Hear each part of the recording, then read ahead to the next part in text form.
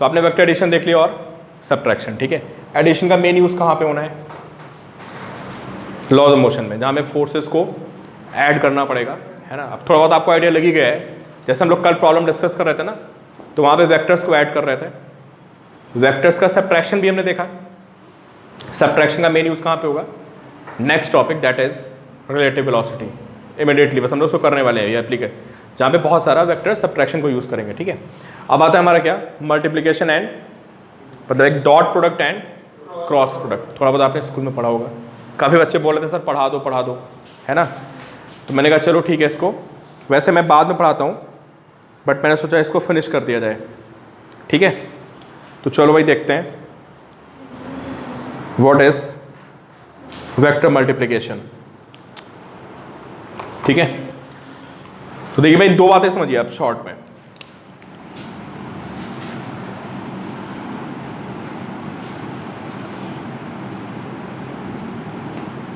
अगर आपके पास एक वेक्टर A है और एक वेक्टर आपके पास B है, ठीक है, तो सबसे पहले हम देखते हैं स्केलर प्रोडक्ट। लिखिए आप लोग, स्केलर प्रोडक्ट। और एक इसका क्या होता है?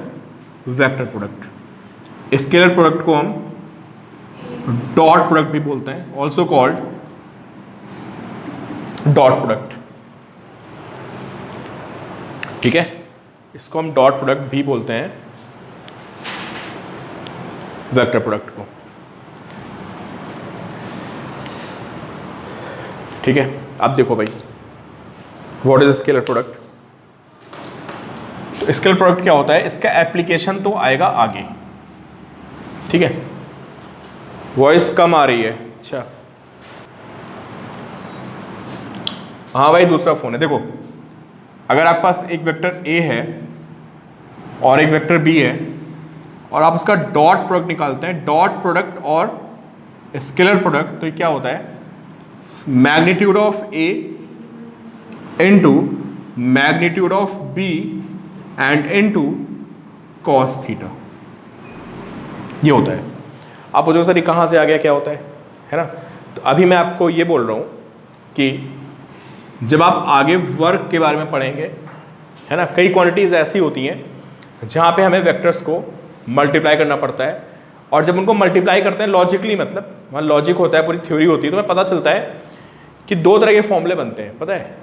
या तो AB cos थीटा टाइप का बनता है या AB sin थीटा टाइप का बनता है। दो ही फॉर्मूले बनेंगे। आप फिजिक्स का कोई भी रूल उठा के देख लो, कहीं भी अगर आप कोई ऐसी थ्योरी पढ़ रहे हैं जहाँ पे दो वेक्टर क्वांटिटीज़ को आपस में क्या होना है? मल्टीप्लाई होना है, तो या तो आपको सिर्फ कॉस का फॉर्मूला मिलेगा या साइन का। इससे हम उसको अलग बोल देते हैं कि एक कॉस आता है और एक साइन। एक चीज़ और आती है, पता है क्या? जब भी कॉस का फॉर्मूला बनेगा ना, तो that will B scalar, result will be scalar, और जब भी साइन का फॉर्मूला आएगा, रिजल्ट विल बी वेक्टर, ठीक है। EMF, है ना, क्लियर ना। तो दो ही तरह के फॉर्मूले होते हैं। तो मैं आपको एक एग्जांपल बताता हूँ, अगर आपको समझ में आता है तो बहुत अच्छा है, नहीं आता तो यू कैन इग्नोर इट, हमारा काम चल जाएगा, ठीक है। तो मैंने आपको बोला कि फिजिक्स में दो फॉर्मूले आते हैं, कौन कौन से? आइदर कॉस टाइप और साइन टाइप। तो चलो भाई, मुझे लगता है आप सारे बच्चे आंसर दे सकते हैं इस क्वेश्चन का कि you have block, let's assume this block is heavy, बहुत भारी ब्लॉक है, ठीक है, और आपने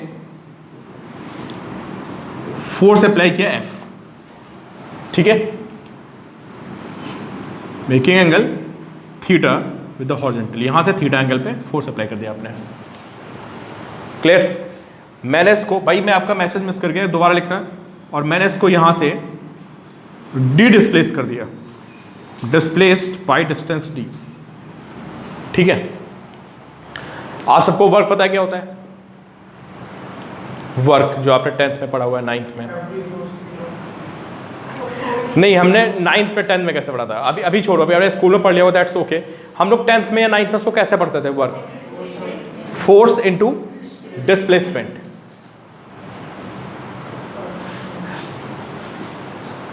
बेटा क्या इंक्लाइंड है? ये स्ट्रेट है, नॉट इंक्लाइंड यार, वो थोड़ा डायग्राम टेढ़ा हो गया है।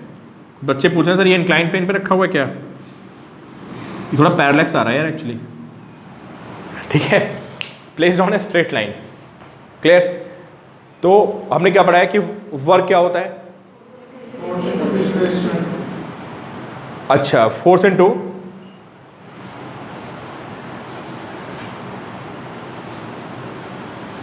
मैं आपको बोला था, परफेक्ट है, ठीक है, मैं आपको बोला था वर्क क्या होता है, आपने बोला फोर्स इनटू डिस्प्लेसमेंट। ठीक है, तो अभी पता है वर्क क्या होगा यहाँ पे? अब फोर्स के दो कंपोनेंट्स आएंगे, कौन कौन से? F cos theta and F sine theta. ठीक है, तो इस पे वर्क अभी पता है कौन करेगा? एफ कॉस थीटा इस पे वर्क करेगा। वर्क का मतलब है तो इसको पुल कर रहा है एक्चुअली। एफ साइन थीटा इसको खींच नहीं पा रहा है, खींच कौन रहा है? F cos theta. और एफ साइन थीटा कहाँ है और एम जी कहाँ है? नीचे। हाँ बिल्कुल, तो जो वर्क हो रहा है that is because of F cos theta. तो अब हमारा जो वर्क हम लोग पढ़ते हैं वो फोर्स इनटू डिस्प्लेसमेंट नहीं रहेगा भाई। अब पता क्या हो जाएगा? F cos theta into displacement, क्योंकि पूरा फोर्स वर्क में जा ही नहीं पा रहा है, समझे ना? कंप्लीट जो फोर्स है वो वर्क में नहीं जा पा रहा है। कौन जा पा रहा है? Only component of F that is F cos theta. था ना? मतलब बहुत अच्छी बात है, तो आपको आइडिया हो गया। बस कॉस थीटा तो बेटा नहीं होगा मुझे लग रहा है कुर्बानी। ठीक है, तो फोर्स का फॉर्मूला कितना आगे बताइए? F cos theta into T.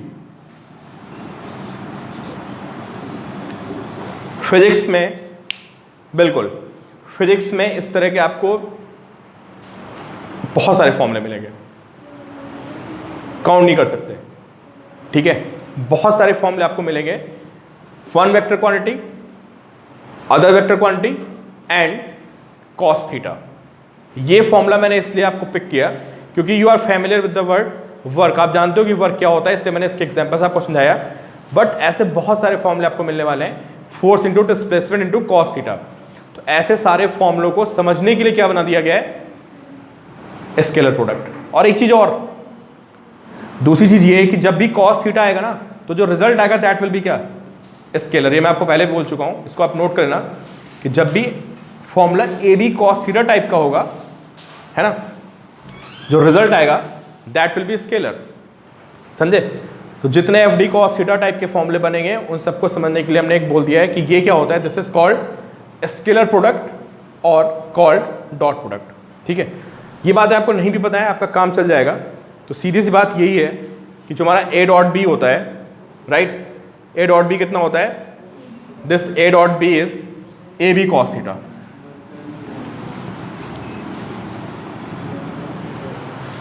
Clear? वह इज लिख लिया आप लोगों ने, this is magnitude of A, this is magnitude of B and this theta is the angle between A and B. ठीक है, तो चलिए भाई आप मुझे एक दो क्वेश्चन के आंसर दीजिए।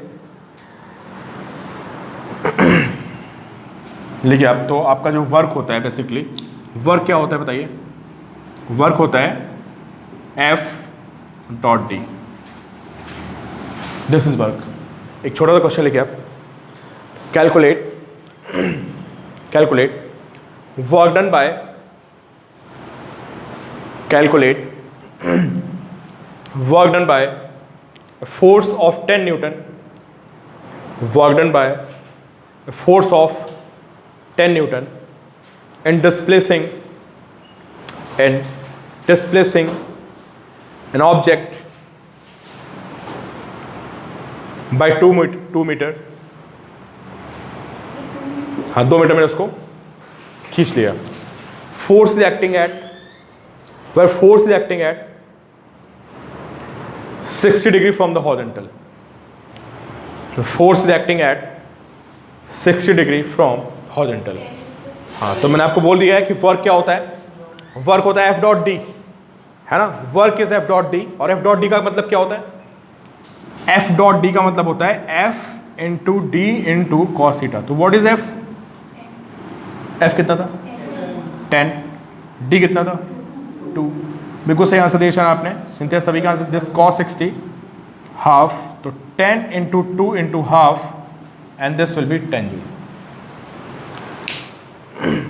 ठीक है, आई गेस ये बात सभी को समझ में आ गई होगी। चलिए अब लिखिए आप dot product of unit vectors, dot product of unit vectors. जो हमारे आई जे और के होते थे, है ना, उनका डॉट प्रोडक्ट क्या होगा? Dot product of unit vectors.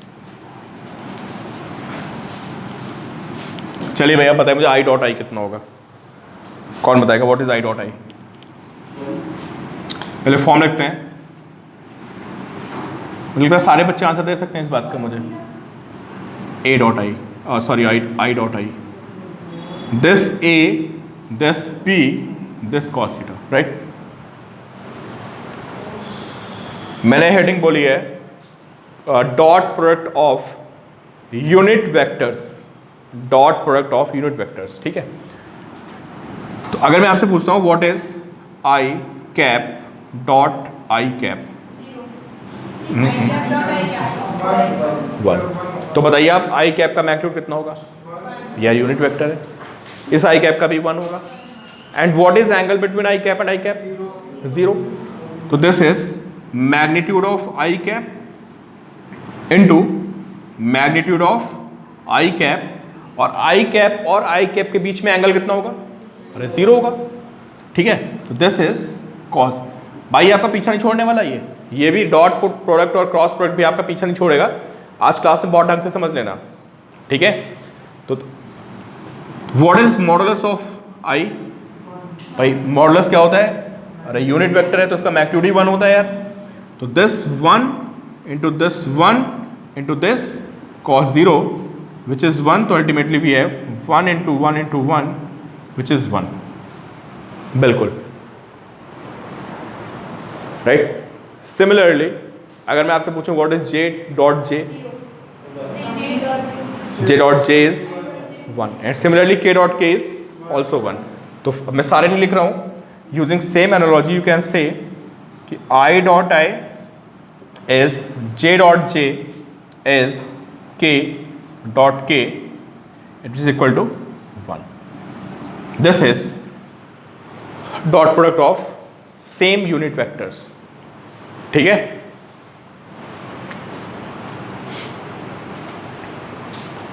Clear? बड़ा एंगल जीरो इसलिए लिया है क्योंकि आई कैप और आई कैप दोनों एक्स एक्सिस के अलॉन्ग होंगे। Clear? I cap and I cap both are along X axis, इसलिए दोनों में एंगल जीरो होगा, समझे? दोनों पैरेलल हैं, तो वैल्यू कितनी आ गई? दिस इज 1, ठीक है। चलो अब मुझे बताओ आप आई डॉट जे कितना होगा? समझ गए आप लोग? तो अगर मैं आई डॉट जे निकालूंगा तो this I cap, this J cap, and what about this cos 90, बिल्कुल। तो अब आई कैप कितना आएगा हमारा? क्योंकि I cap and J cap they are perpendicular, तो this one and this zero, तो फाइनली वी हैव जीरो। आप सबको पता है I cap, J cap and K cap सारे के सारे आपस में क्या होते हैं? अरे सब में 90 होता नहीं यार, ऐसे 3 एक्सिस। तो अगर मैं इस लॉजिक से किन्हीं भी दो डिफरेंट यूनिट वेक्टर्स का डॉट प्रोडक्ट लूं, I dot J, J dot K and K dot I, ये सारे के सारे जीरो होंगे। Reason being they are at 90 degree. सब में एंगल आपस में कितना है? 90 का है। सारे के सारे क्या होंगे? ये वैल्यूज आपकी जीरो आएंगी। नोट कर लीजिए इसको आप।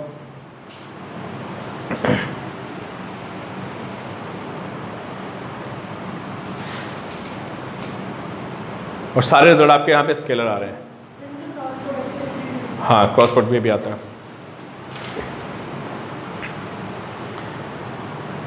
देखो वेक्टर्स जितना स्ट्रांग होगा ना, आपकी मैकेनिक्स उतनी आपको बढ़िया से फील आएगी। तो आज मैं आपको फिर बोल रहा हूँ कि वेक्टर सब्ट्रैक्शन को दोबारा रिवाइज कर लेना, है ना।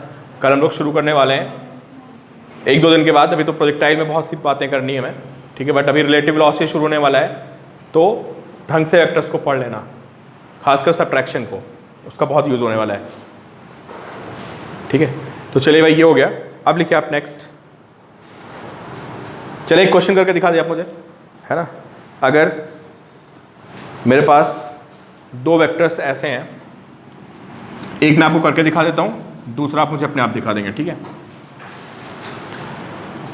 एक वेक्टर मेरे पास A is I cap plus J cap plus 2k cap, और वेक्टर बी है मेरे पास I plus 2j plus k cap. ठीक है, किसी ने से बोला ए डॉट बी निकालूं, है ना? तो ए डॉट बी निकालने के लिए मैं लिखूंगा I cap plus J cap plus 2k cap and dot I cap plus 2j cap plus k cap. Normal dot लगाना नहीं भूलना, ठीक है?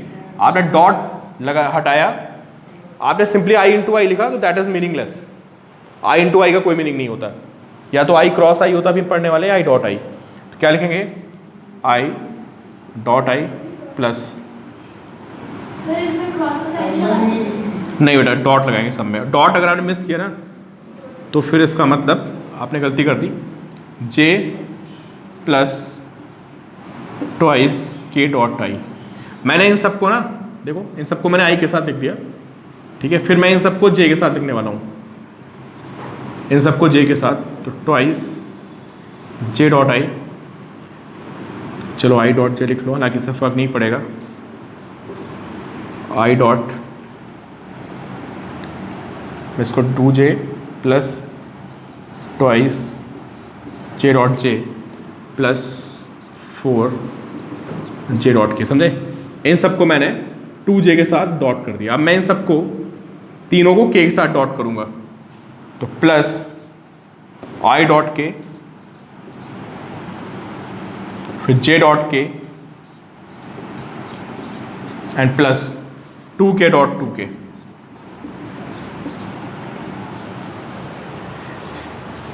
स्कूल में आता है पूरा लिखना पड़ेगा प्रॉपर, है ना? अगर ये ऑब्जेक्टिव है क्वेश्चन तो इससे इजी क्वेश्चन ही नहीं हो सकता, क्योंकि मुझे पता है कि आई डॉट आई 1 होता है, जे डॉट जे 1 होता है, और के डॉट के 1, बाकी सारे 0। कौन कौन 0 होंगे बताओ? जो डिफरेंट वाले वो सारे कौन सेम आएंगे? 1 किस में आएगा भाई? आई डॉट आई बचेगा, ये बचेगा, और तो आंसर मुझे सीधा दिख रहा है 5 आ गया। 1 plus 2 plus 2, this value is 5। बाकी सारे मुझे देखने की जरूरत ही नहीं है, क्योंकि बाकी सारे क्या हो जाएंगे? 0, डिफरेंट उनके बीच में।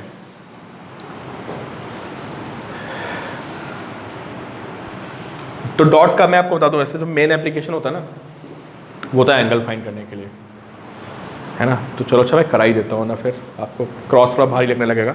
लिखिए आप, लिखिए डॉट प्रोडक्ट, एप्लीकेशन लिखना है आपको, ठीक है? लिखिए dot product is used to find angle between the two vectors.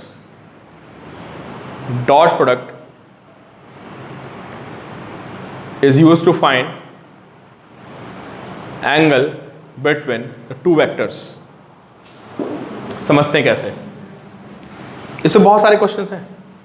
हाँ, इस कॉन्सेप्ट पे बहुत सारे क्वेश्चन मैं आपको बता दूं, ठीक है? एंगल फाइंड करने पे तो देखिए, we have A dot B which is A magnitude of A into cos theta. तो यहां से मुझे पता चलता है कि कॉस थीटा की वैल्यू कितनी होगी? This A dot B upon A B. लिखिए आप, ये हमारा कॉन्सेप्ट होता है एंगल फाइंड करने का। अगर आपको दो वेक्टर्स दिए हैं तो डॉट प्रोडक्ट की हेल्प से यू कैन फाइंड एंगल्स। ठीक है, क्वेश्चन समझते हैं इसको। जैसे हमारे पास एक वेक्टर है, this A is I cap plus 2j cap plus 2k cap, और एक बी लिख लेते हैं minus I cap minus j cap plus 2k cap. Clear? ठीक है। अब मुझे इसके बीच में एंगल फाइंड करना है। किसके बीच में? Between A and B. तो देखो मैं एक क्वेश्चन आपको करके दिखा रहा हूँ, अगला आप अपने आप करिएगा। तो क्या लिखना पड़ेगा मुझे? Cos theta is A dot B upon A B. देखो भाई, अगर किसी बच्चे को डाउट हो तो मुझे बताएगा। ए डॉट बी कोई बता सकता है बहुत जल्दी से? तो देख के सिंपली यार, आई और आई वाला आएगा जे और जे वाला आएगा और के वाला आएगा। चार भी बोलो बेटा कितना आएगा? देवांग बोलो, सारे बच्चे मुझे। अयान बोलो, भव्य। अच्छा सारे बच्चे मुझे 1 बोल रहे हैं, आप लोग क्या बोल रहे हो? कोई -1 भी बोल रहा था? नहीं, अच्छा कशिश बोल रही -1, चलो अच्छा 1 आएगा, ठीक है। अब बहुत ईजी है, देखो अब मैं डायरेक्टली लिख रहा हूँ, नहीं विशाल बेटा, नॉट 3। देखो मुझे पता है आई डॉट आई 1 बनेगा और बल्कि -1 बनेगा। दिस किसी को डाउट हो यार मुझसे पूछ लेना भाई, दिस -1 मैं पूरा नहीं लिख रहा हूँ। Then we have J dot J कितना होता है? अरे 1 होता है, और साथ में एक 2 है और माइनस है तो क्या आएगा? अरे -2 आ जाएगा।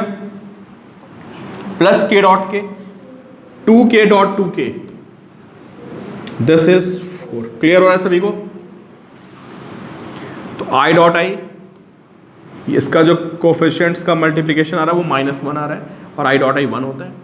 यहाँ पे कोफिशिएंट्स का जो मल्टीप्लिकेशन आ रहा है दैट इज -2, ये वी हैव 2 -1, दिस इज -2। यहाँ कोफिशिएंट्स का जो मल्टीप्लिकेशन आ रहा है that is 4 and K dot K is 1, तो ए डॉट बी इज 1। भाई डॉट प्रोडक्ट निकालने से आसान कुछ हो ही नहीं सकता, पता है? सबसे आसान क्वेश्चन होते हैं बस ये, तो मल्टीप्लिकेशन इजी होता है कंपेयर टू क्या जो हमने सब्ट्रैक्शन और एडिशन पढ़ा, उससे बहुत इजी होता है, कुछ नहीं है। दिस इज 1, और हमें किसकी जरूरत पड़ेगी बोलो? This is magnitude of A and this is magnitude of B. तो आप सबको पता है ना कि 3D वेक्टर में मैग्नीट्यूड कैसे निकालते हैं? इन कोफिशिएंट्स का स्क्वायर, एडिंग एंड रूट, है ना? बताओ कितना आएगा मैग्नीट्यूड इसका? 3 आ रहा है, इसका कोफिशिएंट 1 हो गया, 1 स्क्वायर प्लस इसका कोफिशिएंट 2 है, 2 स्क्वायर, इसका कोफिशिएंट भी 2 है, 2 square and you will get 3। अगर हम बी की बात करते हैं तो कितना आएगा? इसका कोफिशिएंट -1 है, उसका स्क्वायर करोगे 1 प्लस ये भी -1 का स्क्वायर 1 और ये 2 स्क्वायर, कितना आ गया? This is √6। बिल्कुल बेटा √6, ठीक है। तो आंसर थोड़ा अजीब सा आएगा, मुझे डेटा एग्जैक्टली कोई आपका ऐसा एंगल नहीं आएगा जो आपको पता हो। तो ए डॉट बी कितना हो गया? 1 अपॉन मैग्नीट्यूड ऑफ ए 3√6, ठीक है। तो cos थीटा की वैल्यू कितनी आ गई? cos थीटा की वैल्यू आ गई दिस 1/3√6, या बोले तो थीटा कितना गया? 1/3√6। ये हमारा आंसर हो गया, ठीक है। ये हमारा आंसर आ गया, थीटा इज cos इनवर्स 1/3√6। तो जब भी आपको कभी भी कोई एंगल निकालना होता है तो आप इसके साथ निकाल सकते हो यूजिंग दिस फॉर्मूला। क्लियर? और अगर दो वेक्टर्स आपस में परपेंडिकुलर हैं तो उनका डॉट प्रोडक्ट क्या होगा बोलो? 0 होगा ना।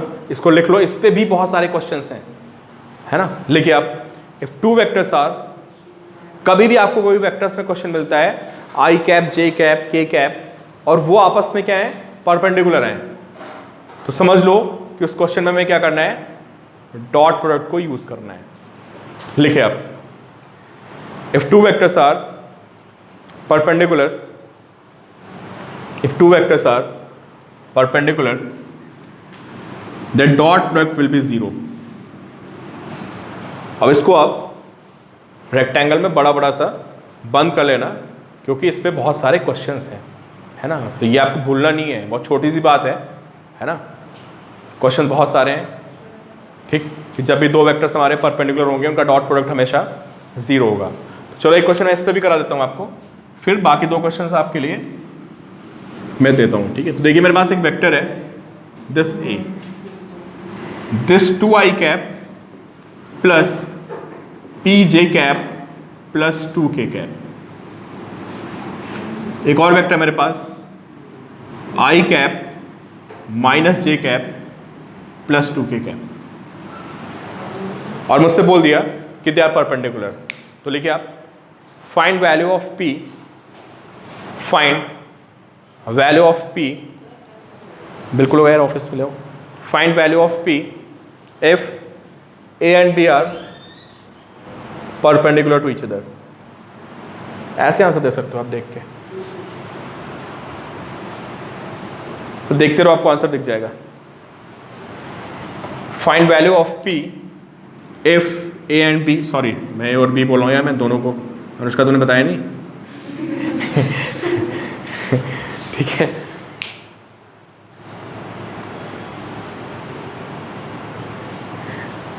एलिजा बेटा दोबारा लिखना क्या आप कह रहे हो, कि ए और ये बी है, दे आर परपेंडिकुलर, तो मुझे पी की वैल्यू फाइंड करनी है।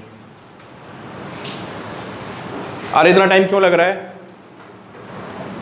भव्य आंसर दो बेटा, देवांग आंसर दो, अयान, सारे बच्चे, अमन, विशाल। रेक्टेंगल में जो लाइन बंद करनी थी वो बता दूं? अच्छा कुछ बच्चे डिस्कनेक्ट हो रहे। बेटा मैंने बोला था कि if two vectors are perpendicular their dot product will be 0. If two vectors are perpendicular their dot product will be 0. ये मैंने बोला था, इसको अंडरलाइन कर लो। हाँ काफ़ी बच्चे यहाँ भी बोल रहे हैं 6 आएगा। अरे इतना टाइम क्यों लगा आपने? इधर देखो, 2i डॉट आई 6, ठीक है, तो 2i डॉट आई कितना हो गया? i डॉट आई 1, मैं डायरेक्टली लिख रहा हूँ, देखो भाई आप लोग 2, j डॉट जे, भाई इसका कोफिशिएंट p है इसका -1, तो दिस विल बी -p। इसके कोफिशिएंट्स कितने हो गए? 4 हो गए, and k dot K is 1, इसको 0 पुट कर दो बस, तो p कितना आ गया? 6 आ गया, बिल्कुल सही है, ठीक है। तो बहुत ही आसान से क्वेश्चंस हैं, है ना। अब यार ये जेई नीट में डायरेक्ट नहीं आते हैं, बस सोचना कि सर ये ऐसे क्वेश्चन क्या जेई में आते हैं, बिल्कुल नहीं आते यार, नीट में भी नहीं आते, लेकिन इनका एप्लीकेशन हर चैप्टर में, हर क्वेश्चन में आपको मिलेगा, ठीक है। तो डायरेक्टली नहीं आते हैं भाई। अभी मैं आपको प्रोजेक्टाइल में भी क्वेश्चंस कराऊंगा जहाँ पे डॉट प्रोडक्ट का एप्लीकेशन होगा। तो डायरेक्ट क्वेश्चन नहीं आते हैं, लेकिन इन कॉन्सेप्ट्स का एप्लीकेशन क्वेश्चंस में बहुत ही ज़्यादा होता है, खासकर अगर आपको कहीं पे दो वेक्टर्स के बीच में एंगल फाइंड करना है तो, जैसा कि अभी मैं आगे कई जगह में करना पड़ेगा जहाँ पे हमें दो वेक्टर्स में एंगल निकालना पड़ेगा, ठीक है। तो डायरेक्ट क्वेश्चन नहीं बनता है, बट इनडायरेक्ट बहुत सारे क्वेश्चंस बनते हैं इस पर। तो चलिए अब नेक्स्ट सीखते हैं क्रॉस प्रोडक्ट। बहुत ध्यान से मानना है यार, यहाँ बच्चों को बहुत दिक्कत आती है, मैं आपको पहले वार्न कर रहा हूँ, ठीक है। मैं आप सबको पहले बता रहा हूँ कि यहाँ पे बच्चों को बहुत प्रॉब्लम आती है। सर वेक्टर में डिवीजन भी होता है? डिवीजन नहीं होता वेक्टर में, no division, only multiplication. Vector division के जो काम होते हैं ना, we can do with the help of complex numbers, है ना।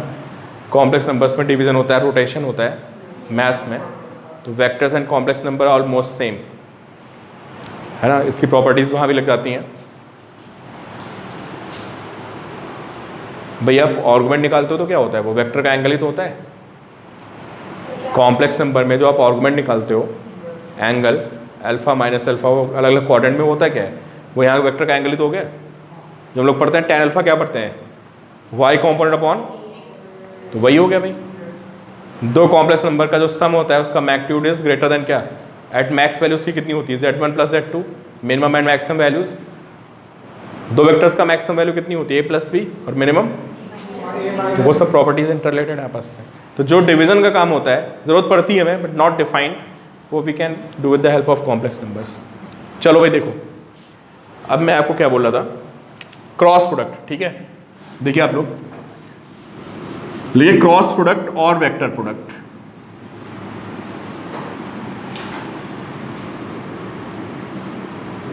क्रॉस प्रोडक्ट और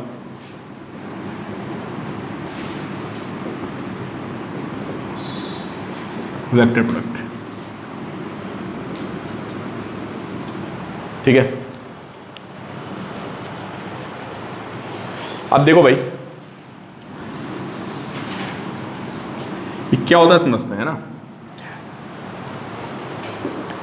अब अभी आपको मैंने क्या बताया था कि फिजिक्स में बहुत से फॉर्मूले ऐसे आते हैं जहाँ पे क्या होता है, एक वेक्टर होता है, दूसरा वेक्टर होता है, और उनके बीच का कॉस थीटा। अभी हमने वर्क में देखा ना, फोर्स का कॉम्पोनेंट कितना है? कॉस थीटा इंटू डी, वो वर्क आ गया था ना। ऐसे और भी बहुत सारे फॉर्मूले होते हैं जहाँ पे वी हैव साइन थीटा, ठीक है। मैं एक आपको बता देता हूँ छोटा सा एग्जांपल, हालांकि आपको उसके बारे में पता नहीं है। एक टॉर्क क्वांटिटी होती है, तो मैं आपको हल्के समझा देता हूँ, अगर समझ में आ गया तो बहुत अच्छा है, नहीं आया तब भी आपका काम चलेगा, ठीक है। तो किसी को टेंशन नहीं लेनी है, टॉर्क बहुत डिटेल में है, टॉर्क बहुत ही डिटेल में है। इन शॉर्ट में एक बार हल्का सा आपको डिस्क्राइब कर देता हूँ। टॉर्क मैंने आपको डायमेंशंस में बताया हुआ, हाँ, torque and work they have same dimensions, ठीक है। चलो भाई थोड़ा सा समझने की कोशिश करते हैं, है ना। अगर आपको अगले 5 मिनट समझ में आते हैं इट्स ओके, नहीं आते हैं कोई टेंशन नहीं लेनी है, क्रॉस प्रोडक्ट के क्वेश्चंस आपसे नहीं रुकने के, ठीक है। देखिए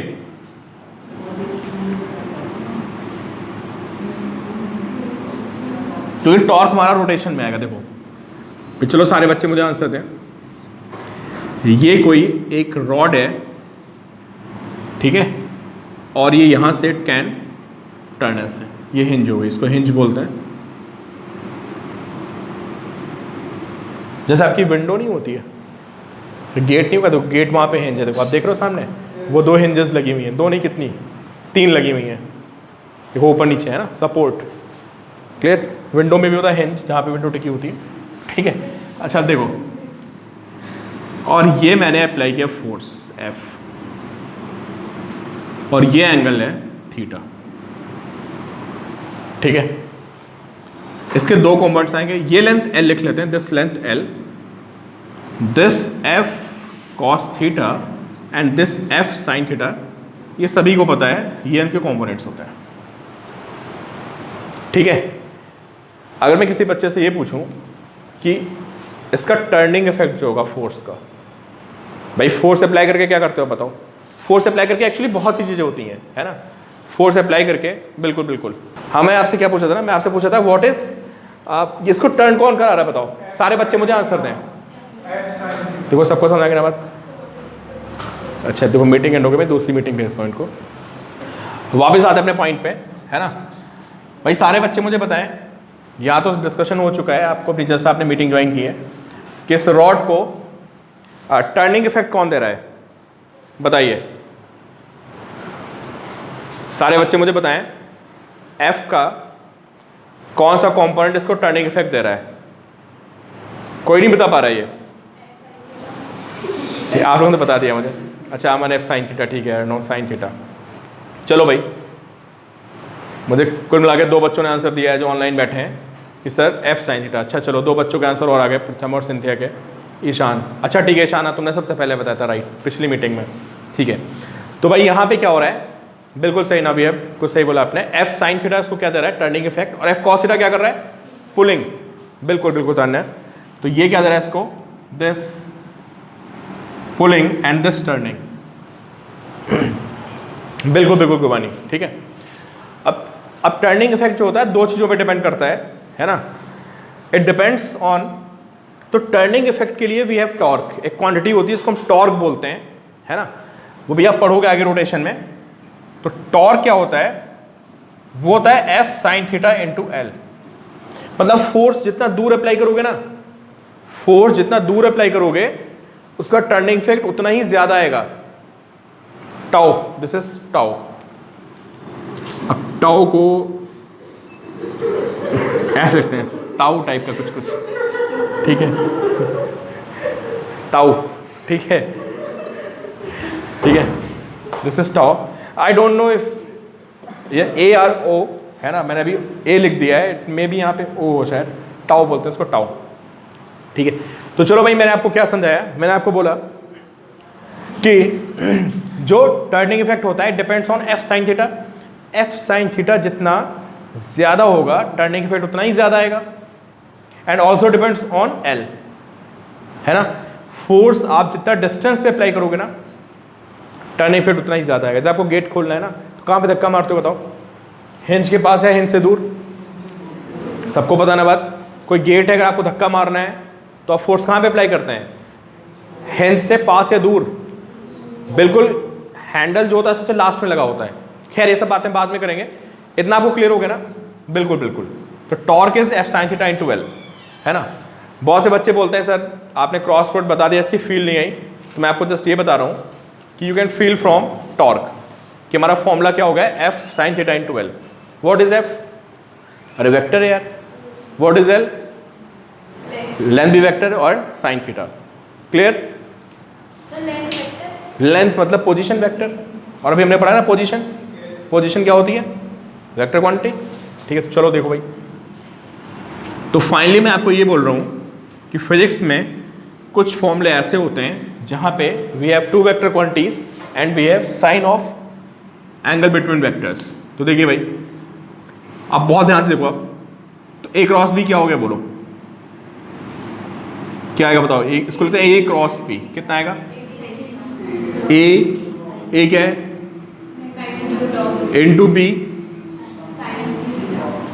अब यहाँ पे जो सबसे प्रॉब्लम क्रिएट करता है वो पता है क्या है, हाँ, जो इसका रिजल्ट होता है, ये क्या हम पढ़ रहे हैं, क्रॉस प्रोडक्ट, इसका दूसरा नेम क्या होता है, वेक्टर प्रोडक्ट। क्यों बोलते हैं वेक्टर प्रोडक्ट, क्योंकि जो इसका रिजल्ट आता है वो कैसा होता है, वेक्टर, समझे ना। तो देखो भाई सारे बच्चे ध्यान दें यहाँ पे कि ये वेक्टर प्रोडक्ट जो है ये क्रॉस थोड़ा डिफरेंट है यार, इसका रिजल्ट क्या आएगा, वेक्टर आएगा ना। तो ये पता क्या है, ये होता है उसका मैग्नीट्यूड। सारे बच्चे ध्यान से देखें, ये जो लिखा है ना, क्या लिखा है, ये मैग्नीट्यूड लिखा हुआ है उसका, और साथ में क्या आएगी, डायरेक्शन आएगी, है ना। अच्छा स्क्रीन फ्रीज हो रही है, कोई नहीं यार, थोड़ा मैनेज करो, क्लियर हो जाएगा, थोड़ा नेटवर्क इशू होगी। फिर इसका क्या आएगा बोलो, तो किसी वेक्टर को लिखने में क्या क्या होता है हमारे पास, मैग्नीट्यूड एंड डायरेक्शन। जैसे 2i cap, 5i cap, 6j cap, 7k cap, इनमें मैग्नीट्यूड और डायरेक्शन। ठीक है, तो this is magnitude and then we have this n cap, ये इसकी डायरेक्शन हो गई।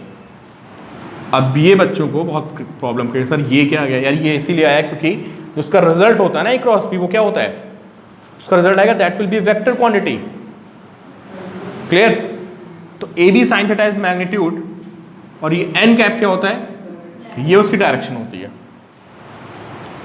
क्लियर, अभी हमारी प्रॉब्लम यही सॉल्व नहीं हुई है, थोड़ा और पंगा है इसमें। हाँ ईशान का बिल्कुल यूनिट वेक्टर, समझ गए। तो ये क्रॉस प्रोडक्ट से ये क्रॉस प्रोडक्ट स्केलर से डिफरेंट है। वहां पे हमने क्या किया था, वहां पे हमने ए बी कॉस थीटा लग के छोड़ दिया था, स्केलर आ गया था सर, ये क्या है वेक्टर, तो ये मैग्नीट्यूड और ये डायरेक्शन। अब जो दूसरी प्रॉब्लम है समझो आप, सारे बच्चे ध्यान सुने इस बात को, है ना। हाँ फॉर्मूला कंप्लीट हो गया, बट अभी we have something about N cap. अच्छा देखो भाई, सारे बच्चे मुझे बताएंगे, आपने 10th क्लास में कुछ मैग्नेटिक फोर्स के बारे में पढ़ा था, अरे कुछ ना कुछ पढ़ा होगा यार।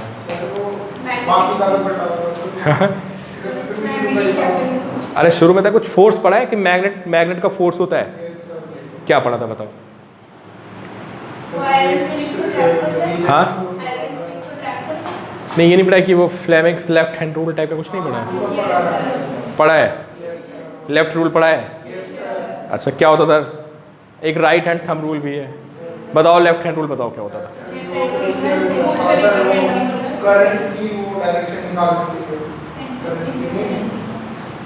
गुरबानी, देखो किसी बच्चे ने लिखा है, अमन ने लिखा है 3 फिंगर्स परपेंडिकुलर। चलो बताओ यस,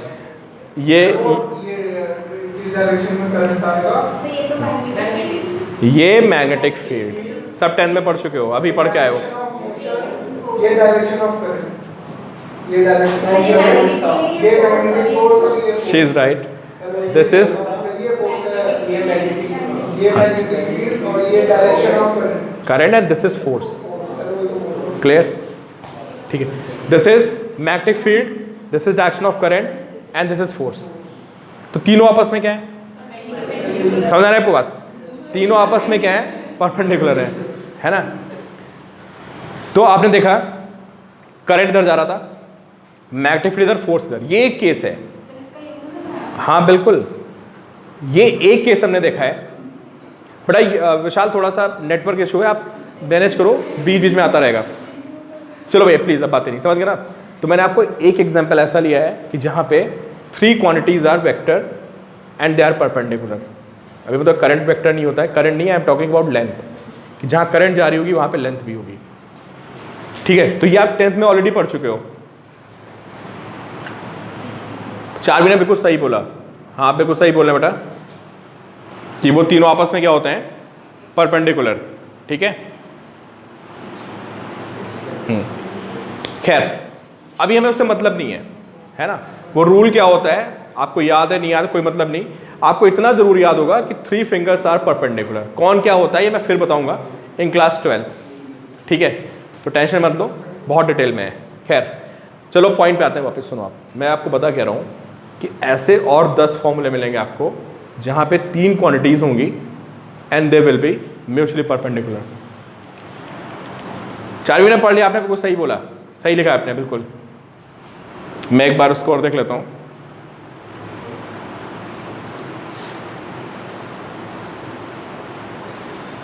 वैसे बहुत मेहनत से पूरा स्टेटमेंट लिखा है, नहीं उसने सही एक्सप्लेन किया है। लेट मी सी उसने क्या बोला है। लेफ्ट हैंड थंब रूल, अच्छा left hand thumb rule such that when we hold the 3 fingers of hand perpendicular each other. वही वो थंब उसने उल्टा किया, मिडिल फिंगर होता, बिल्कुल बिल्कुल ठीक है। हाँ नहीं उसने बिल्कुल पूरा एक्सप्लेन कर दिया। ठीक है गुड। खैर अभी आते हैं अपने पॉइंट पे वापस, है ना। तो मैंने आपको जस्ट एक एग्जांपल दिया है कि आपने 10th क्लास में पढ़ा हुआ है कि 3 क्वांटिटीज आर म्यूचुअली परपेंडिकुलर। शायद आपने फोर्स का फॉर्मूला नहीं पढ़ा होगा। अब BIL भी पढ़ा आपने, बिल्कुल सही। अच्छा मैम ने आपकी मैम बहुत अच्छी हैं। ठीक है, force is BIL sin theta. चलो खैर छोड़ते हैं वो सब बातें। अब सुनो आप, अब मैं आपको क्या बोलने वाला हूँ पता है, सारे बच्चे ध्यान से देखें कि जब मैं A क्रॉस B निकालूंगा तो let's suppose this vector A and this vector B। जब मैं A क्रॉस B निकालूंगा ना तो यार वो जो रिजल्ट आएगा A क्रॉस B वो A और B दोनों के परपेंडिकुलर होगा। समझे? ये बच्चों को समझ नहीं आता। सर कहते हैं ये क्या हो गया सर, इनको मल्टीप्लाई किया परपेंडिकुलर क्यों आ गया? तो मैं फिर वही बताता हूँ कि बेटा आपने फ्लेमिंग्स लेफ्ट हैंड रूल पढ़ा है ना, उसमें 3 क्वांटिटीज आपस में क्या होती हैं। तो जब हम 12th में जाएंगे और फ्लेमिंग्स लेफ्ट हैंड रूल को पढ़ेंगे ना फिर उसको क्रॉस प्रोडक्ट की हेल्प से पढ़ेंगे। तो फिजिक्स में ऐसी बहुत सी सिचुएशंस आएंगी जहाँ पे जो हमारा रिजल्ट आएगा वो क्या होगा, वो उन दोनों के परपेंडिकुलर होगा। क्लियर? तो ऐसी क्वांटिटीज को समझने के लिए क्या बनाया गया है, वी हैव क्रॉस प्रोडक्ट। कुछ बच्चों को समझ में आ रहा है कि मैंने क्या बोला है कि जब आप A और B को मल्टीप्लाई करोगे तो जो हमारा रिजल्ट आएगा, जो क्वांटिटी आएगी ना, ये उसका क्या होगा, मैग्नीट्यूड, और जो उसकी डायरेक्शन होगी वो A और B दोनों के परपेंडिकुलर ऐसे। It may be outside board, it may be inside. तो आपको ये नहीं पूछेगा सर ये आप क्या बता रहे हो, मैंने आपको एक रियल लाइफ सिचुएशन बता दी है कि there is a situation in magnetic field where magnetic field length and force they are mutually perpendicular, बिल्कुल जेड एक्सिस पे। ठीक है, हाँ अभी बताते हैं आउटसाइड साइड में डिफरेंस होता है। ठीक है, हाँ अभी बताते हैं, जस्ट अभी बताते हैं। ठीक है, तो लिखिए आप, कश यही पूछना बेटा आप डायरेक्शन कैसे निकालते हैं। हाँ बोलो। हाँ बिल्कुल बिल्कुल 3D वेक्टर बोल सकते हैं। तो लिखिए अब आप लिखिए, ये मैंने आपको समझा दिया। तो लिखिए here n cap is a unit vector. लिखिए आप, here n cap is a unit vector. n cap is a unit vector which is perpendicular to both A and B, which is perpendicular to both A and B। ठीक है, तो actually जब मैं पहले पढ़ाता था ना तो मैं ये कहानी नहीं बताता था। मैं बोलता था A क्रॉस B क्या होता है, AB sin थीटा और n कैप होता है। फिर मैं बोलता था n कैप A और B के परपेंडिकुलर होता था। बच्चे ना सर पकड़ लेते थे कि सर ये बात समझ में नहीं है, ये परपेंडिकुलर क्या होता है। इसलिए मैंने आपको पहले बता दिया कि फिजिक्स में ऐसी सिचुएशंस आती हैं कि जहाँ पे 3 वेक्टर्स आपस में क्या होते हैं, परपेंडिकुलर होते हैं। उनको समझने के लिए क्या बनाया गया है, we have this cross product. बिल्कुल बेटा गुरबानी, इंड्यूस्ड करंट में भी यही एक्शन होती है। ठीक है, 12th में सारे फॉर्मूले क्रॉस के आएंगे। ठीक है, बस अभी ओवर होने वाला है 5 मिनट में। ठीक है, तो चलो देखो भाई, चलो भाई अब लिखिए आप, how to find direction of n cap. लिखिए भाई, how to find direction of N cap. सारे बच्चे देखें भाई, how to find direction of N cap. ठीक है, देखिए, using right hand palm rule. तो देखते हैं भाई राइट हैंड पाम रूल क्या होता है। एक स्क्रू रूल भी होता है इसका, बट अभी मैं आपको राइट हैंड पाम रूल बता रहा हूँ, समझो। देखो, देखिए, this vector A and this vector B, clear? ठीक है, तो देखिए सारे बच्चे, इसको प्रैक्टिकली करना है यार, वरना दिक्कत आएगी आपको। ठीक है, आपको राइट हैंड पाम को ऐसे रखना है, बिल्कुल ओपन करिए and keep your thumb perpendicular to palm, बिल्कुल परपेंडिकुलर 90 पे। ऐसे नहीं करना है किसी को, बिल्कुल परपेंडिकुलर। ठीक है, अभी मुझे ए क्रॉस बी फाइंड करना है। देखो बहुत बच्चों को दिक्कत आती है, इसलिए इसको बहुत ध्यान समझिए। I have to find A cross B. तो मैंने आपको क्या बोला कि जो ए क्रॉस बी आएगा, जो रिजल्ट आएगा, वो या तो ऐसे होगा या ऐसे होगा, बट ए और बी दोनों के परपेंडिकुलर। तो अब दो डायरेक्शन आ गई ना, कौन सी? बाहर की भी और अंदर की भी।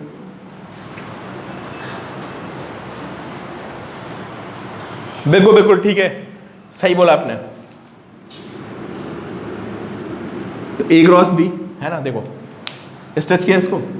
अब मुझे ए क्रॉस बी निकालना है, तो put your fingers in the direction of vector A, put your fingers in the direction of A and curl them towards B. चलो सारे बच्चे इसको कर्ल करें।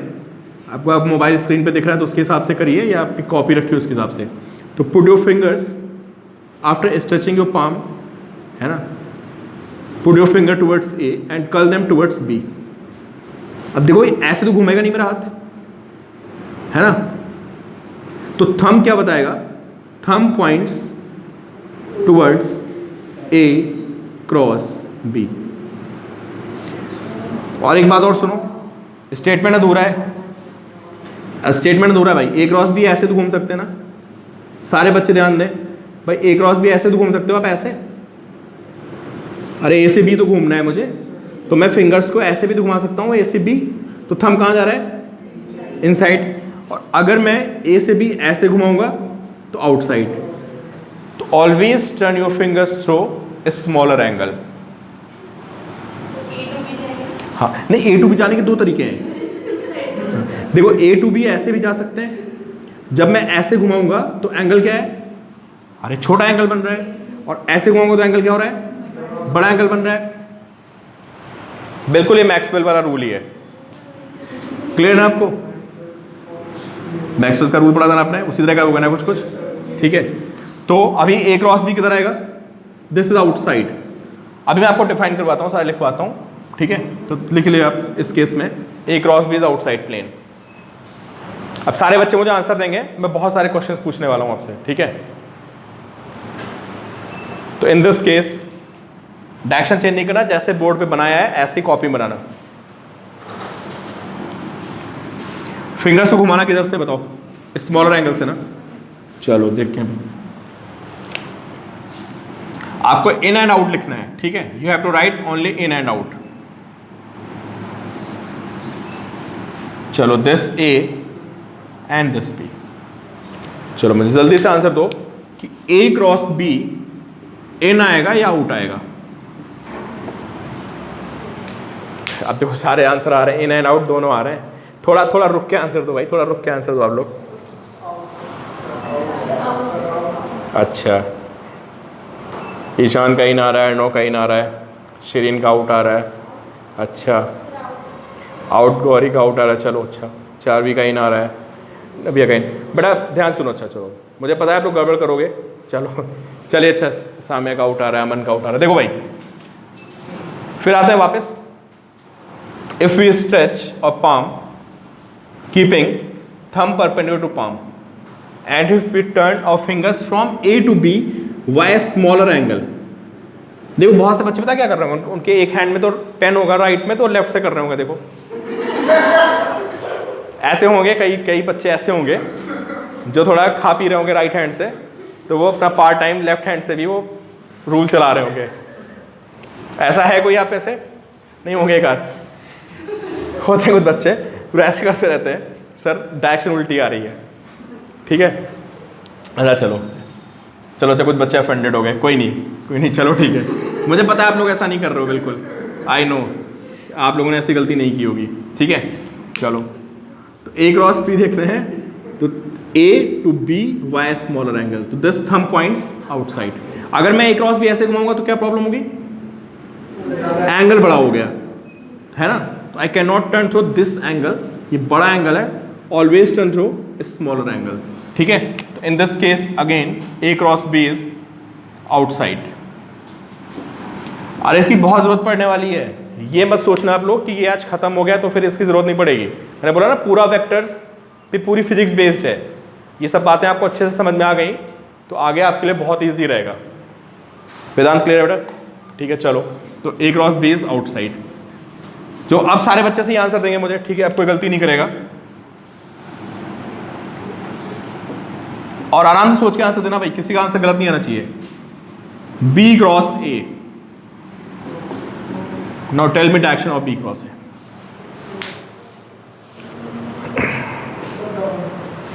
इन और आउट? तो बी क्रॉसिंग में बी के अकॉर्डिंग फिंगर्स आते हैं। 4 बी का इन आ रहा है, एलिजा का आउट आ रहा है, प्रथम का इन आ रहा है। अच्छा ठीक है चलो, कशिश बेटा आप क्या कर रहे थे बताओ? अमन का इन, हाँ। गगन अर्णव बेटा फिंगर्स इस बार बी पहले है, बी क्रॉस ए। संदेशा बेटा सोचो थोड़ा सा। गुरबानी राइट, विशाल ठीक है, ठीक है बाबा बेटा, ठीक है तान्या। गौरी नहीं बेटा, दोबारा सोचो। इन वाले सही हैं, चलो। Eliza right, Shiran right. Arnav बेटा, Gagan, we have to find B cross A, तो इस बार फिंगर पहले कहाँ जाएगी? तो ऐसे हैंड को स्ट्रेच करो, थोड़ा आगे पीछे, कॉपी को ऊपर नीचे करो, है ना। कभी कभी नहीं होता है वो, तो you have to adjust your self और you have to adjust your copy. तो now we have to find B cross A, ठीक है। तो थोड़ा एडजस्ट करते हैं, ऐसे ऐसे ऐसे, कुछ समझ नहीं आया। बी यहाँ जाकर टिका मेरा हैंड, या तो ऐसे टिकेगा या ऐसे टिकेगा, देयर ओनली 2 पॉसिबिलिटीज, है ना। अब ऐसे टिकाओगे तो ऐसे घुमा नहीं पाओगे, उल्टा तो तुम्हारा हाथ घूमेगा नहीं सुपरमैन की तरह, है ना। घूमेगा तो इधर ही ना, कोई बच्चा पीछे नहीं घुमाता ना यार, नॉट लाइक दिस, ठीक है। हाँ बता दे ना, ये करते हैं बच्चे भाई। अरे ड्रॉपर टाइप बच्चा था, उसने पूरा हाथ ऐसे घुमा के दिखा दिया मुझे, ठीक है, और बोला सर देखो आपने बताया तो था ऐसे, और मैंने वाकई नहीं बताया था कि ऐसे घुमाना है। तो मैंने बोला कि ऑलवेज टर्न लाइक दिस। नहीं मेरी गलती थी, उसको बताया नहीं, उसका हाथ फ्लेक्सिबल था, मैंने ऐसे करके घुमा दिया पूरा, क्या देखो इधर आ रहा है, ठीक है। हाँ तो भैया बी क्रॉस ए, तो बी क्रॉस ए इधर से, ठीक है। तो थंब कहाँ जा रहा है? अंदर जा रहा है, और राइट हैंड को घुमाना है और ऐसे ही घुमाना है, इन दिस मैनर, जहाँ पे आपको पेन नहीं हो रहा है ऐसे, ठीक है। और बी क्रॉस ए करना है तो पहले बी की तरफ फिंगर्स रखनी, देन टर्न टुवर्ड्स ए। तो यू कैन सी कि थंब कहाँ जा रहा है? इनवर्ड। तो now in this case B cross A is inward, ठीक है। चलो मैं 2 क्वेश्चन और पूछ रहा हूँ भाई, थोड़ा सोच के आंसर देना, गलती नहीं करना, ठीक है।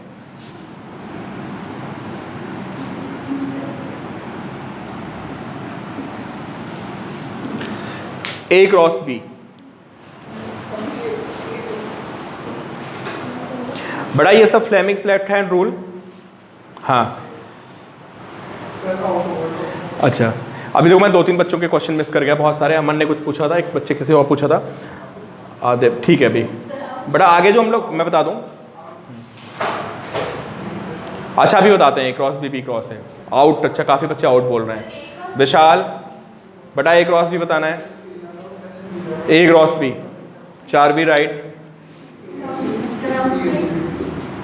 हाँ चलो एक बार सारे बच्चे दोबारा लिखते हैं, मैं देख नहीं पाया, कुछ बच्चों ने मुझसे क्वेश्चन रेस किया था, ठीक है। अमन बिल्कुल सही, गुरबानी बेटा राइट, विशाल बिल्कुल सही।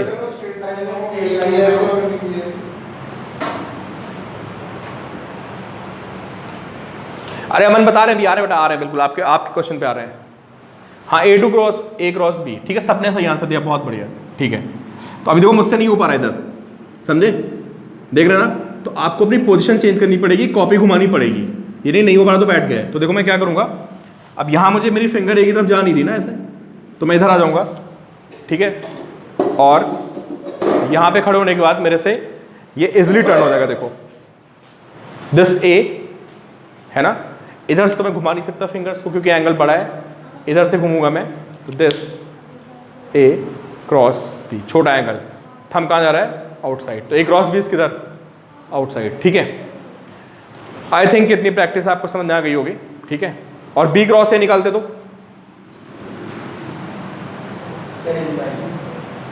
बिल्कुल बिल्कुल गुरबानी बेटा आप सही बोल रहे हो, ये राइट हैंड जो रूल है, जब हम आगे फ्लेमिक्स लेफ्ट हैंड रूल पढ़ेंगे ना तो हम लोग उसको क्रॉस प्रोडक्ट की फॉर्म में पढ़ेंगे। मैं वही तो बता रहा था आपको इतनी देर से, मेरा बताने का यही पर्पस था। हाँ अगर 180 पे हो तो 0 हो जाएगा। कुछ बच्चे पूछते हैं कि सर अगर ये 180 पे हो तो क्या होगा, बताओ। अगर ये A और B 180 पे हो गए है ना, तो this will be null vector. Null vector क्या होता है, एक वेक्टर जिसका magnitude 0 and without direction, direction से स्पेसिफाई नहीं होती। इनफैक्ट अगर मैग्नीट्यूड 0 हो गया तो डायरेक्शन से मतलब ही नहीं है। हाउ, तो देखो भाई ए क्रॉस बी का जो फॉर्मूला होता है वो क्या होता है, A B sine theta N cap, ठीक है। अगर थीटा 180 होता है तो साइन 180 0 होता है, साइन 180 0, लिखिए आप, साइन 180 इज 0, ठीक है। तो इसलिए उनका क्रॉस प्रोडक्ट 0 हो जाएगा, ठीक है। तो now we have this A cross B is equal to 0, right, if they are at 180 और इफ दे आर पैरेलल। अगर वो 180 पे हैं या अगर वो दोनों पैरेलल हैं, this A and this B, मतलब अगर वो 0 डिग्री पे भी हैं तो दोनों केसेस में क्रॉस प्रोडक्ट विल बी 0। तो ये पॉइंट नोट कर लेना, ठीक है, कि अगर एंगल 0 है तो क्रॉस प्रोडक्ट 0 आएगा। समझ में आ गया आप लोग बात, ठीक है। लेट हो रहे हो आप लोग, चलो भाई अब कल ना आप लोग बिल्कुल टाइम पे आ जाना क्योंकि फिर यहाँ बैच लेट हो जाता है, आपको फिर जाना होता है, ठीक है।